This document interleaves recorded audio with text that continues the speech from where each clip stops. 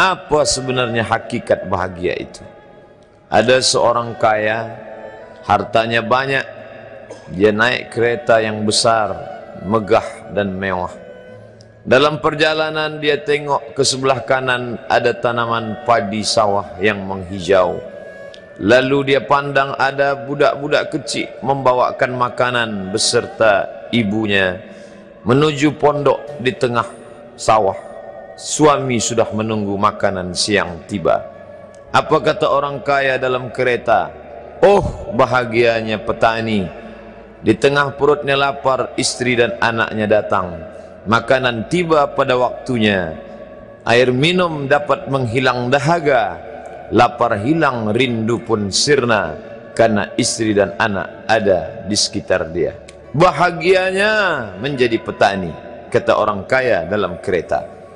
Masa orang kaya berpikir bahwa dia tidak bahagia, si petani yang bersama anak di pondok tua itu pula memandang orang kaya di atas kereta. Apa kata dia?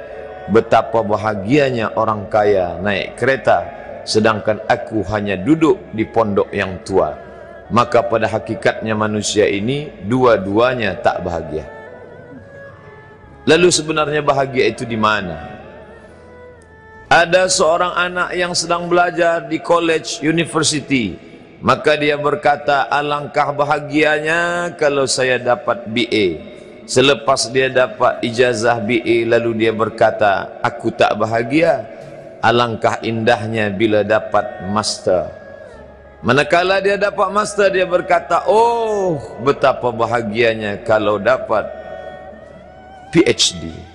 Selepas PhD dia berkata, susahnya PhD, belum juga dapat kerja. Selepas dapat kerja dia berkata, alangkah bahagianya kalau menikah. Selepas menikah dia berkata, aku tak bahagia sebab orang selalu tanya, dah punya anak apa belum? Selepas punya anak, dia pula berpikir untuk menikah sekali lagi. Jadi sebenarnya bahagia itu punya siapa? Oleh sebab itu bila kita baca kitab-kitab, maka makna sa'adah, kebahagiaan, orang yang bahagia sa'id, bahagia adalah insyirahus sadr, ketika hati terasa lapang apapun yang datang. Kalaulah pelajar yang mendapatkan BA itu hatinya lapang, tentu dia bahagia. Kalaulah petani yang berada di tempat rumah tua itu hatinya lapang, tentulah dia bahagia. Kalaulah orang kaya dengan kereta yang besar itu hatinya lapang, tentulah dia bahagia. Itulah mengapa Musa alaihi salam di tengah kesusahan hatinya akan melawan ayah angkat bernama Fir'aun. Dia minta hati yang lapang. Kita semua baca doa itu, Rabbi syrahli, lapangkan dadaku.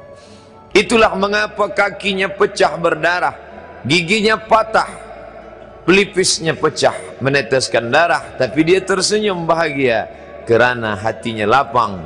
Allah sudah lapangkan hatinya. Apa kata Allah untuk dia? Alam nasrah laka sadrak.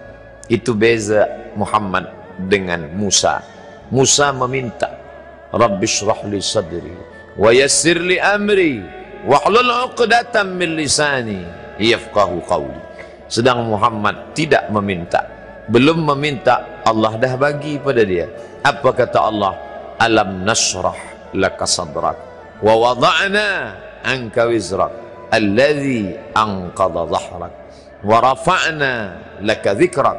Bila kau dalam keadaan susah, dua kali Allah ulang, fa inna ma'al usri yusra, inna ma'al usri yusra. Hati lapang itulah yang membuat Haji Abdul Malik Karim Amrullah Buya Hamka tersenyum di dalam penjara. Penanya berjalan perlahan tapi pasti, maka keluarlah tafsir Al-Azhar. Hati yang lapang itu juga membuat Said Qutb tersenyum menghadapi tiang gantungan. Walaupun dipenjara oleh Gamal Abdul Nasir, tapi sebelum kematiannya sempat pula menulis tafsir fi zilalil Quran, di bawah naungan bayang-bayang Al-Quran. Apa kata Said Qutb dalam muqaddimahnya? Al hayatu fi zilalil Quran ni'mah hidup di bawah naungan bayang-bayang Al-Quran itu nikmat. La ya'rifuha illa man zaqaha. Tidak ada yang boleh mengetahuinya kecuali orang yang pernah merasakannya. Maka bahagia adalah ketika hati terasa lapang. Bila kita nampak raut wajah orang yang tenang cerah, maka ketenangan bukan pada wajahnya. Bila nampak orang melangkahkan kaki dengan tenang penuh wibawa, maka ketenangan bukan pada kakinya. Bila tampak ayunan tangannya tak tergesa-gesa, maka bahagia bukan pada tangannya. Di mana letak bahagia itu? Ala fil jasadi mudghah. Ketahuilah dalam jasad ada segumpal, ada sekepal, ada sesuap. Idza salahat salahal jasadu kulluh. Kalau yang segumpal itu baik, maka yang lain ikut menjadi baik. Wa idza fasadat fasadal jasadu kulluh. Kalau yang segumpal itu rusak, maka dia pun ikut menjadi rusak. Yang segumpal itulah yang mengendalikan mata, telinga, tangan, kaki. Yang segumpal itulah tempat rindu, benci, marah, ridha, ikhlas, fasik, hasad, kufur. Di sanalah bersemayam rindu dan benci. Maka jangan terlampau benci. Habib habibaka haunamma. Kalau kau sayang, sayanglah secukupnya sahaja. Karena boleh jadi hari ini kau sayang, besok berubah menjadi kebencian. Kalau kau benci, bencilah secukupnya sahaja. Boleh jadi esok pagi dia menjadi orang yang tersayang. Berapa banyak puan-puan berkata, siapa itu? Itulah orang yang dulu paling aku benci.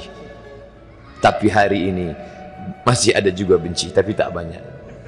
Oleh sebab itu maka dijaga dia. Yauma la yanfa'u malun. Hari itu tak ada guna harta. Wala banun. Tak ada guna anak.